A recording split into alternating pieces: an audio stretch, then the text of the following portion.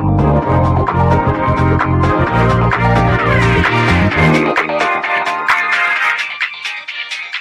guys! Welcome to this week's review of The Real Housewives of Atlanta, season I Don't Know, episode 3. Let's get into it. Okay, so yeah, this is my first review for The Real Housewives of Atlanta. Um, this is the review for episode 3, but I did watch episode 1 and 2. To be honest, I don't know. I wasn't really rushing to watch Real Housewives of Atlanta. My expectations were really, really low. But today, I binged the first 3 episodes, and you know what? I'm pleasantly surprised. I guess when your expectations are like low, low, low, low, low, you don't get disappointed. So, congratulations, Real Housewives of Atlanta, even though the ratings are not so great. And I know that some people have not been so happy with this season. But you know what? I get their complaints, but I'm kind of feeling it. And I'm kind of feeling the new people. And yes, that includes Marlo. Even though she's been around, she's finally gotten her peach. And it's like, okay, listen, I'll be real with you. I was like, why is Marlo getting a peach now? I mean, Marlo is practically a housewife. Do we really need to see more of her? She can be really messy. I do like Marlo, but you know how she can be. She can do a little too much for my liking. And I'm like, I don't want, like, I love a little bit of drama, don't get me wrong, but I don't want it to get too negative and too low vibrational. You know what I mean? But hey, I'm gonna eat crow. I'm also pleasantly surprised with Marlo, and watching Marlo, I'm like, why wasn't she given a peach long time ago? You know, like even though she's been around, oddly enough, I feel like she's a great addition to the Housewives. To me, Marlo is the highlight so far of the season. Marlo is that girl. And it really made me realize like Marlo was always that girl. It's just that she's never really gotten that opportunity to shine. And I'm really glad that she's getting that opportunity now. I love, love, love seeing Marlo be a Monty. She is so sweet. Even at Brooklyn's tea party when she was playing with Brooklyn and the other little girl, like Marlo is so sweet, and when you see her with her nephews, like she's so sweet, and I love seeing that side of her. And you can tell her nephews really love her. And yeah, I'm feeling Marlo. And you know what? Marlo has been pretty good. She still is, she still is shady, but I like that she's not going so low.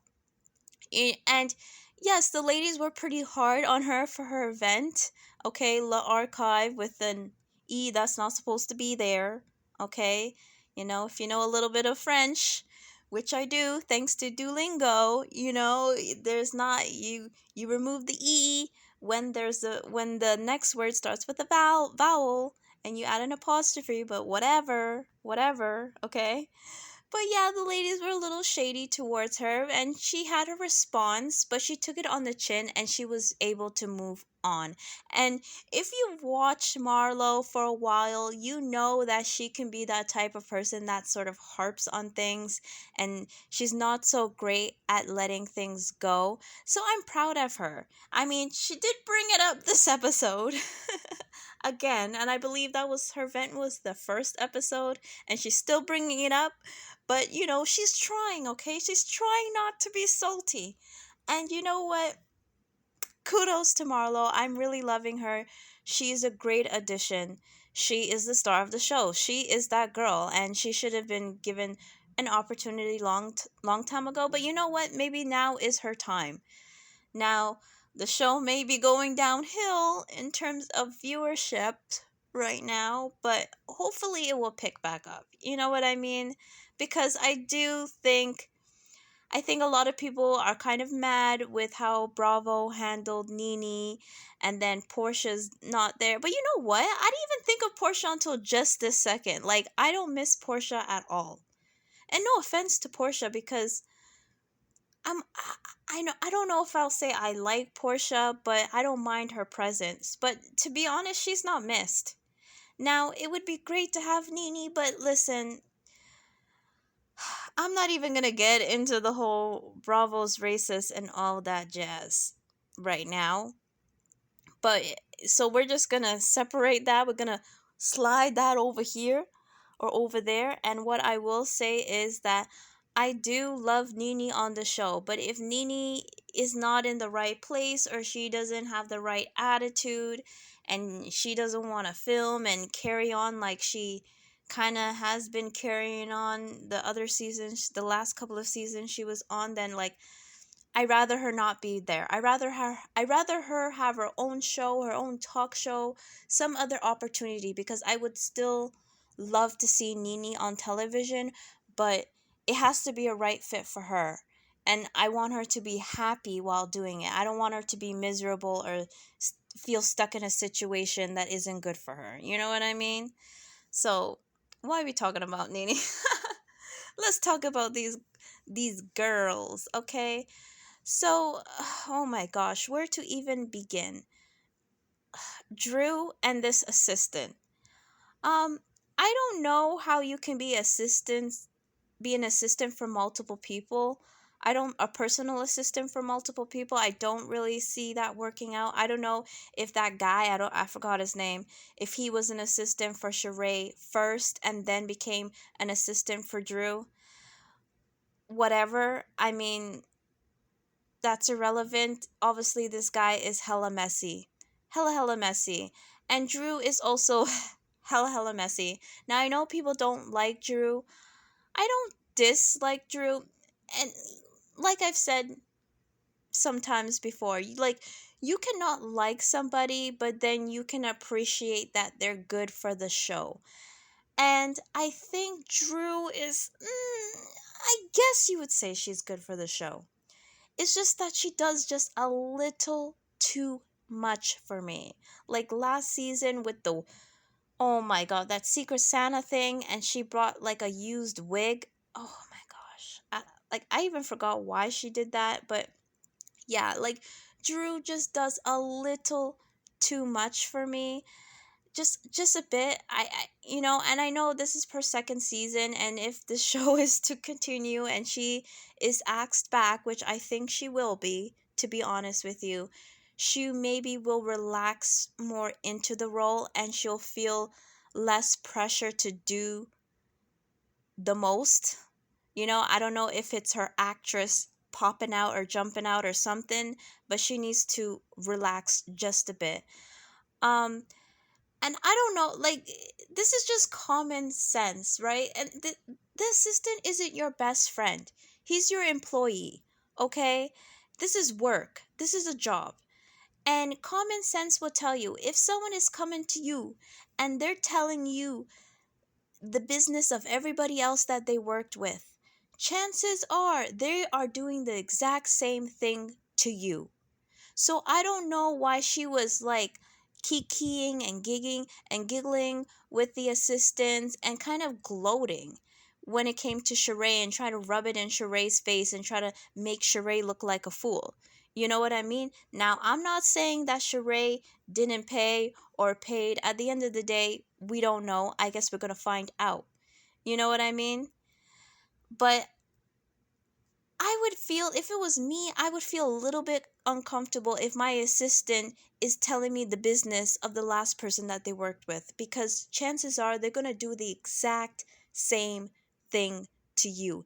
It's just common sense. Like, you're telling me other people's business, okay, you're fired because I can't trust you now.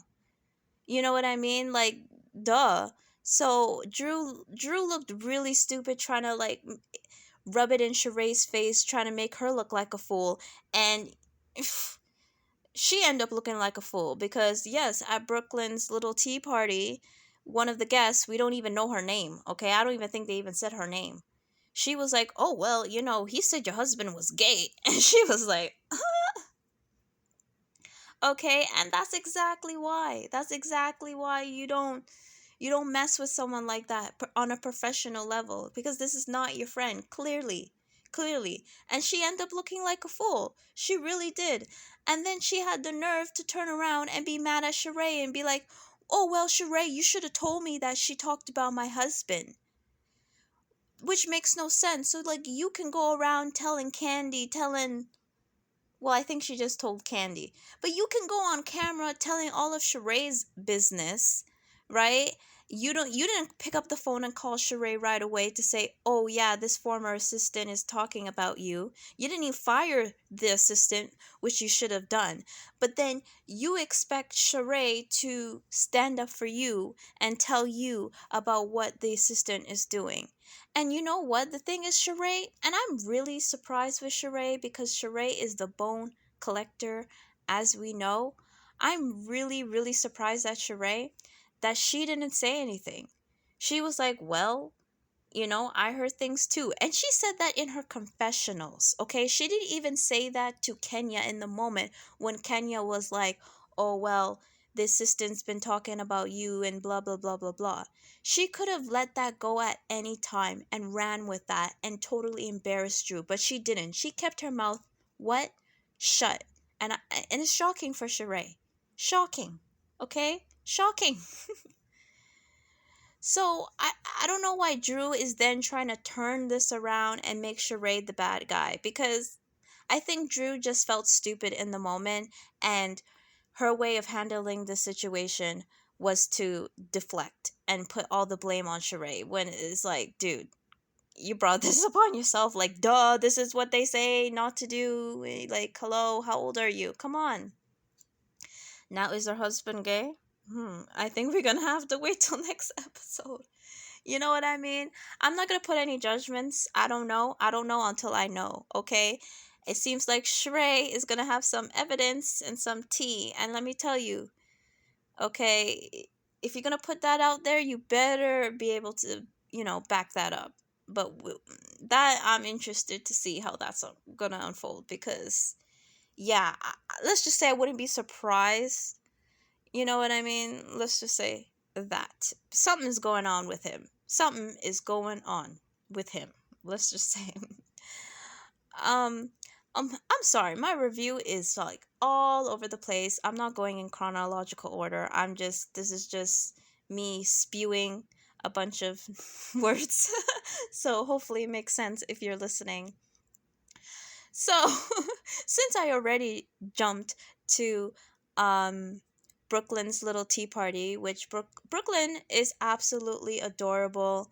Kenya seems like a great mom. I really love their bond. It is sad that Mark isn't in their life or isn't so much in Brooklyn's life. It's just really, really sad. Their relation Mark and Kenya, their relationship, it was always weird. From the very jump, it was weird. Okay, I don't really know what was going on. Like, were they even in a relationship to begin with? Who knows? But at the very least, you would expect, like, okay, fine. Mark and Kenya didn't work out. You would still expect him to be in his daughter's life. I mean, like, damn, he didn't even FaceTime her. Maybe he did off camera. Maybe he just doesn't want to be part of the show at all. But, like, Kenya is making it known every 5 seconds, like, Mark is not in Brooklyn's life. He's not there. He's not there. So it's like, dude, maybe you need to hop on that FaceTime because you're looking pretty crap right now. And of course, that's not why you should be a father, because you're worried about what the audience thinks, right? Like, you should be there as a father because that's your daughter and you love her. So it's really sad, but I mean, I feel like Brooklyn will be okay. Kenya seems like a great mom despite let me just finish that sentence there. Let me take out the despite. um it was so funny with like that white lady that stormed off like, my kids are here. And honestly, I don't blame her. I feel like Kenya, like, come on, you know how these ladies are. Why would you have this messy tea game? And I don't know if it's so much Kenya, but more so of the producers. And of course they gotta make a scene, right? I just don't think your child's third birthday party is the place to do that, especially when there's other kids around and you're talking about sucking in the locker room and all that and calling each other bleh, and doing all that is just not appropriate, right? Like some of those, it's one thing if it's like a bunch of 1 year olds or 3 months year olds or 3 months year olds. Wow. Rewind. 3 months people's babies. You know what I'm talking about, right? It's one thing if they're like super tiny and they're not so much, they don't really understand English. You can get away with that. But there were kids there that were like 10 years old. I think, like, you could clearly tell I don't have kids by the way I'm talking. But I don't know. I don't have much experience with kids, but I think by the age of 3 and up, even two, okay, once your child can talk, I think you need to be very mindful of what you say in front of them. You know what I mean? They're not dumb. Kids are very observant. Like they're going to repeat a lot of these stuff. And some of these kids were 10 years old. It's just not appropriate. It's not. And I know you need to make interesting television and da da da da da, but like did this have to be the setting? Maybe you guys could have went to dinner or something. So, yeah, that was pretty messed up. So, I understand why that lady got upset, and I know Marlo was hilarious when she was making fun of her and clowning her, and I did laugh, but I feel like the lady wasn't wrong. She wasn't wrong to kind of get upset. I would be kind of upset, but then, I mean, if you watch The Real Housewives, any of the Real Housewives, you know when they get together in a group, there's going to be some sort of drama and some sort of fight. So I would make sure my kid is way over there in the other corner, nowhere near what's going on. And if my kid needed my attention, I would go way over there. I would not be bringing my kid to that table because I know once you bring the housewives at a table, there's going to be drama. There is. And it's like, are you going to get mad at them or are you just going to adjust? You know what I mean? But Kenya was wrong. Kenya was wrong for that. I don't think that was appropriate at all. Like that game was not appropriate. So, like, speaking of candy, someone I'm curious, like, who wrote that on the card? Now that's a little bit of a mystery. Like, who do you guys think it is? For some reason I think it's Marlo. Like, Marlo is the easy one, is the most obvious person out of the table because I feel like, Marlo has a little thing against candy. So yeah. Or actually, now that I think about it, maybe it was Sheree, right? Because she was mad at Candy too. So it's like, we're gonna see how that unfolds. And who said it? Kenya? No, was it Ken? No, it was Sheree. I guess Candy is so open with her sexuality. Like some of the ladies were kind of like, well, why would you be upset about that? That shouldn't be a big deal. But I get it. If someone's telling lies on you, things that are not true, I mean, you may be open with your sexuality, but that doesn't mean you're okay with people lying on your sexuality either. So, whatever. We'll see how that unfolds. Do do do do do do do. Marlo and Kenya. I agree with Candy. Like, aren't you guys bored of this back and forth? Like, I'm really sick of it.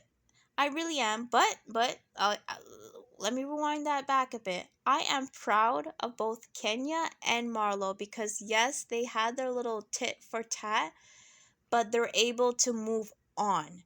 It doesn't get so low, low, low, low, low. Now, judging by the trailer, it seems like maybe by the end of the season, things are gonna really come undone. But I can take a slow burn. You know what I mean? I could take a slow destruction of a friendship.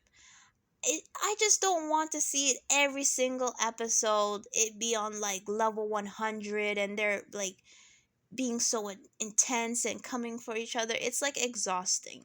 So I don't mind them having a little spat and then they can get back to being cordial, right? Because Marlo, listen, you got a peach now. So you kind of have to know when to step back and not keep things going. And I feel like she's doing a pretty good job at that. So if that's what they're going to do, I can tolerate it. But like last season and any of the seasons before, no, like no, like sprinkle small doses, but like I don't want the whole season to turn into Marlo versus Kenya because we've all seen it. We're all over it. Cool. If you guys are not friends, you guys are not friends. Um all over the place. I apologize. Let's go back to Drew and Sheree at the end of the party, right? Where Drew is really getting in Sheree's face and like doing a bunch of hand movements and like it's like, dude, come on, like don't do that because one, I don't want to see these ladies get into a physical fight. I really don't, you know. So please don't pull a Candace and be, we've seen how that worked out. So don't, it's just best not to be getting in people's face and doing that, especially when you're in the wrong, Drew. You're in the wrong. You have no reason to be upset. You really don't. um I didn't do a review for the first two episodes, but like Drew and her husband, wow. He, I truly hope that they are acting. I really do. I hope that this drama that they're facing isn't real. I really, really do. Because I feel sorry for Drew if this is real. Because, yeah, if this is real, maybe she needs to move on. But you know what? I'm not going to tell anybody what to do with their relationships. Oh, yes. Because I'm trying to remember what happened this episode. And speaking of relationships, Candy and Todd. I can't, although I appreciate Candy's hustle, and I wish in my life I was more of a go-getter type of personality, you know what I mean? So I really appreciate what Candy does, but I could not be married to Candy. Absolutely not. Absolutely not. I could not be married to her. She would get on my nerves. Because, like, every 5 seconds she would be over here, over there, doing this, doing that. Just go, go, go, go, go. And it's like, I'm just like, when does she sleep? When does she spend time with her family? Like, when would you have quality time with her? You wouldn't, right? To spend time with her would be working. That's how you spend time with her. You would have to be working with her. Cause like she does a million and one things. So I can only imagine how stressful that could be on a marriage, but it seems like, listen, it seems like Todd is the right fit for her because we're all different. Candy wouldn't work for me. Okay, Candy would get on my nerves. But Candy would work for, say, a Todd, someone who has a similar work ethic and isn't going to get annoyed with her doing this and that because they have their own things going on. So that's great, but it seems like it's starting to take a toll on their marriage because at the beginning of their marriage, they used to do everything together. And now it seems like Candy wants to branch off and do her own thing. And it also seems like Todd kind of wants to branch off and do his own thing as well outside of Candy because I can get what Todd is kind of saying that when they do a project together, because Candy is the face, and she is the famous one. Even we know Todd, but come on, Candy is fame wise, she's on another level. So, yes, if they do a project together, everybody, the public, is just going to attribute it to Candy. Because, listen, Candy is the one going around doing interviews. She has her YouTube channel, Speak on It. She's the one really promoting things and pushing things out there. So, of course, she's the face. But I can understand how it can be frustrating you want to be kind of acknowledged for the work that you're doing, and you don't want people to kind of dismiss your efforts as, oh, well, you're only in the position you are because of Candy, you know? If it wasn't for Candy, you wouldn't even be there. You wouldn't even get this opportunity. So I can understand him having this need to want to prove himself independently of her, right? That is fair. But I think it's unfair for him to kind of maybe hold resentment or have a grudge against her for her wanting to go out and kind of do things on her own as well. Like, if you can go out and do things, so can she, right? Like, it is what it is. Now, it kind of sounds like Candy was being I don't think she was being spiteful necessarily, but the way she was kind of saying it, well, you didn't want me as a producer on the show, you just wanted me as a talent. So I went over here and I produced this Broadway play. You know, not that I think she was doing it for to be tit for tat, but it does seem like Candy does have interest in being a producer and like kind of, and well, she has been doing it, but I feel like she wants to lean more into that, right? Because she's trying to get her ego. She has a Grammy. And out of all the housewives, honestly, I think she has a pretty good chance of getting it, right? And so she's going to have her own path, and that path may not necessarily be aligned with Todd and his path and what he's doing. And that's okay. Like, they should be able to do their own thing, but I can understand why that would be such a strain on their marriage because they're so busy. And if the only time they got to connect and spend time together when they're working, and then they're not working anymore, then what's going to happen to the relationship? You know, like, they're really going to have to schedule time together now, right? Like, I'm rooting for them. I do like them together. So I am, they have two young children. So I don't know, I'm optimistic that they'll figure it out. And I also can imagine that it's also really difficult when you are kind of in the same lane as your spouse. Like, kind of, I think Candy is more of a talent, but if she wants to be more of a producer, I can see how that kind of is sort of stepping on Todd's toes a little bit. And listen, in an ideal world, you could say, well, you should be happy for your partner if they find success and da da da da. But if, like, say if you are a singer and that's what you do, and you feel like that is your purpose, and then you're dating somebody or you're married to someone who is also a singer and that's what they do, and they so happen to find a little bit more success, and I'll say quote unquote success, because success means different things, but if they are getting a lot more notoriety than you, yes, in an ideal world, you would say you would be happy for them, but I can also understand you being a little bit envious, right? And you being happy for them, but you're also a bit envious as well. And I think that's, part of the human experience. I don't think someone should be demonized for feeling envious as long as they're mindful of it and they're able to acknowledge it and they're not taking it out on their partner, right? And they're not stopping their other partner from shining and doing what they need to do as well. But yes, I there also needs to be a balance, and it just seems like Candy really prides herself on being that go go go kind of person, but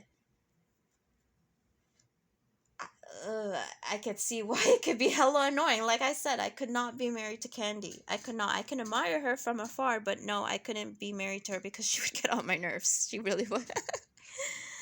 So, yeah, I mean, that's my review for this week's episode. It was a decent episode. I'm enjoying the season so far, and it seems like it's gonna get a bit better. Oh, let me just speak on the new girl, Sanya.